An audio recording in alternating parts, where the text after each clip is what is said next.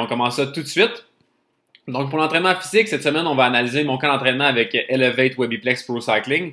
Donc, pour commencer, avant d'aller en détail dans chaque journée d'entraînement, je me suis dit qu'il serait vraiment intéressant de décrire une journée habituelle d'un camp d'entraînement. Donc, une journée typique, ça commence à 7 heures le matin. Donc, personnellement, je prends les 15 premières minutes à peu près de la journée pour réviser mes objectifs, pour faire des exercices de mobilité puis de respiration. Et ensuite de ça, vers 7h30, tout le monde est en train de déjeuner. Comment ça marche? C'est notre soigneur, il nous prépare habituellement des omelettes avec des légumes, du gruau, des fruits, puis beaucoup de café. Entre 8h30 puis 9h, c'est vraiment du temps libre. Donc, personnellement, moi, j'aime ça sortir un livre pour entraîner un peu mon cerveau. Puis, ça donne un peu de temps pour bien digérer. À 9h30, tout le monde est prêt à partir pour l'entraînement. Donc, notre mécano, il s'est assuré que tous nos vélos ils soient en état parfait. Donc, on a juste à enfourcher le vélo puis on est prêt à partir. Donc, à notre retour en après-midi, le dîner est déjà fait. Donc, la plupart du temps, le dîner inclut beaucoup de féculents, puis vraiment une protéine complète, donc une protéine animale la plupart du temps, puis un smoothie en plus pour avoir les bonnes vitamines et les bons nutriments qui nous manquent après une grosse entraînement. En après-midi, c'est vraiment plus du temps libre, donc on en profite pour vraiment relaxer. Il y en a qui vont faire une sieste, on va se faire masser. Moi, j'aime bien méditer. C'est vraiment de loin le moment le plus calme de la journée durant le camp d'entraînement. Après ça, on va souper, puis après le souper, dans le fond, toute l'équipe elle va se regrouper dans le salon, puis on va faire de l'analyse vidéo, puis ça va nous aider vraiment à perfectionner notre travail technique puis tactique en temps d'équipe. Puis certains jours, ce travail-là de vidéo va être remplacé par une rencontre avec des commanditaires. Finalement, vers 8h30, tout le monde se dirige vers sa chambre. Moi, ma petite routine personnelle, c'est vraiment d'inclure une séance d'étirement d'environ 45 minutes qui va être suivie ensuite d'une révision de la journée puis d'une planification de la prochaine journée. Puis finalement, je finis ça avec une lecture pour vraiment me relaxer. C'est moins une lecture théorique, c'est plus une lecture de plaisir. Puis les lumières, pour moi, ils vont se fermer environ vers 9h45, 10h. Donc, ça me donne environ 9h, 9h15 de temps avec les lumières fermées avant la prochaine journée pour dormir. Donc, maintenant, si on regarde le camp d'entraînement plus en détail, les 2 premiers jours, c'était vraiment assez relax. Donc, avec le voyagement, il n'y avait vraiment pas de presse à commencer ça en force. Donc, la première vraie journée, d'entraînement, c'était jeudi. Donc, on a fait 5h45 de vélo, 184 km avec un peu moins de 3000 mètres de dénivelé. Le début du workout, il était vraiment consacré à des exercices de lead-out. Donc, comment on faisait ça? Notre directeur divisait notre équipe en 2 équipes. Donc, l'objectif, c'était de battre l'autre équipe. Donc, les courses étaient vraiment sur un parcours qui était super plat. Le parcours, c'était un parcours qui était vraiment court. Donc, pour simuler une fin de course, c'est un parcours d'environ 5 minutes. Donc, comment ça marchait? Dépendant de la composition de mon équipe personnelle, mes stratégies changeaient beaucoup. Donc, par exemple, si mon équipe elle avait un des meilleurs sprinteurs de l'équipe, on s'assurait vraiment de tout faire pour que la course se finisse au sprint. D'un autre côté, si mon équipe était principalement composée de rouleurs puis de grimpeurs, on s'assurait vraiment d'attaquer de gauche à droite en essayant à tout prix que la course se finisse pas au sprint, dans le fond. Donc, après les lead-out, on est monté jusqu'à Mountain Village, une super belle montée en col.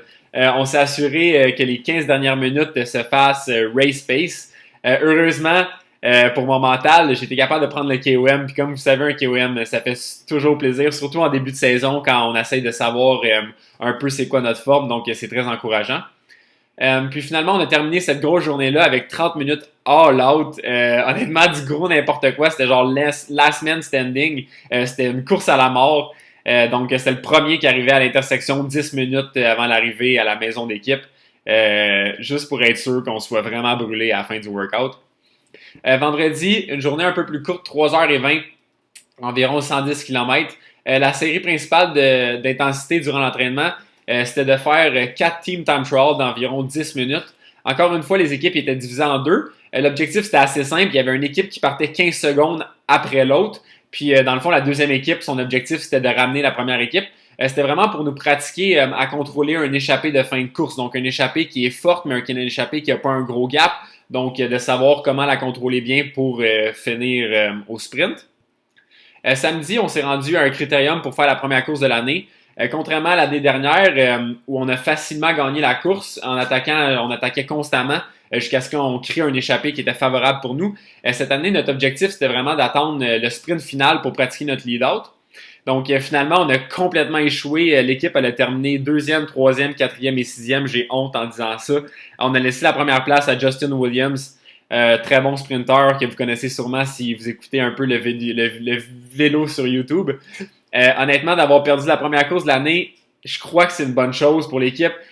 Au début, on était vraiment frustrés, mais après, on a eu des conversations qui étaient vraiment constructives. Puis, je crois vraiment qu'overall, ça va nous permettre d'arriver à la prochaine course avec un plan qui est plus précis, puis de l'effectuer plus efficacement, puis avec plus de discipline. Bravo, Justin, tu as fait un bon sprint.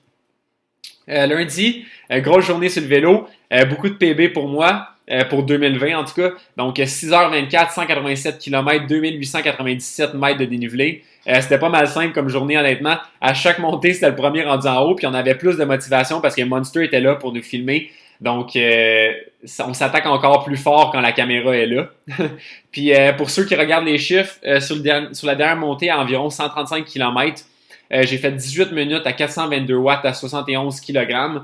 À 5 secondes du KOM que James avait pris à notre camp d'entraînement l'année dernière. J'étais un peu déçu d'avoir manqué le KOM à un petit peu de 5 secondes, surtout que j'aurais pu rire de James un peu, mais l'année prochaine. Mardi, juste une coffee ride, ça a fait vraiment du bien honnêtement.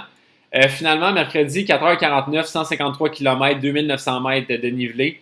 C'était une journée assez simple, c'était un rythme assez soutenu, un peu comme celui d'un peloton qui chasse un échappé, donc rien de trop dur, mais quand même un bon tempo. Plus un effort de 50 minutes sur le fameux Mont Palomar. Malheureusement, je n'avais pas mon Garmin, donc j'avais pas de watts puis j'ai pas de temps enregistré. J'aurais aimé ça de pouvoir comparer avec l'année dernière, mais comme un junior, mon Garmin a manqué de batterie. Donc, overall, ça donne pour les 7 jours d'entraînement un total de 26h20. 1302 TSS, donc quand même une grande charge d'entraînement. Les TSS montent très vite quand on est 11 gars qui veulent s'attaquer parce qu'on veut tester notre forme. Donc, quand même une grosse charge